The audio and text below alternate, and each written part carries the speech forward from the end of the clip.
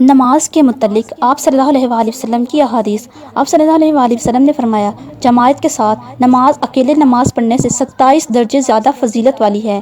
آپ نے فرمایا، رسول صلی اللہ علیہ وآلہ وسلم سے نماز میں ادھر ادھر دیکھنے کے بارے میں پوچھا۔ آپ صلی اللہ علیہ وآلہ وسلم نے فرمایا کہ یہ تو ڈاکہ ہے جو شیطان بندے کی نماز پر ڈالتا ہے۔ رسول اللہ صلی اللہ علیہ وآلہ وسلم نے فرمایا، جب غیر المغضوب علیہم ولا الضالین کہے تو تم بھی آمین کہو، کیونکہ جس نے فرشتوں کے ساتھ آمین کہی اس کے پچھلے تمام گناہ معاف کر دیے جائیں گے۔ رسول اللہ صلی اللہ علیہ وآلہ وسلم نے فرمایا، جو شخص مسجد میں صبح شام بار بار حاضری دیتا ہے، اللہ تعالیٰ جنت میں اس کی مہمانی کا سامان کرے گا، وہ صبح شام جب بھی مسجد میں جائے۔ آپ صلی اللہ علیہ وآلہ وسلم نے فرمایا، جب امام سمیع اللہ لمن حمدہ کہے تو تم بھی اللہم ربنا ولک الحمد کہو، کیونکہ جس کا یہ کہنا فرشتوں کے کہنے کے ساتھ ہوگا اس کے پچھلے تمام گناہ بخش دیے جائیں گے۔ رسول اللہ صلی اللہ علیہ وآلہ وسلم نے فرمایا، جو شخص اذان سن کر یہ دعا کہے اسے قیامت کے دن میری شفاعت ملے گی۔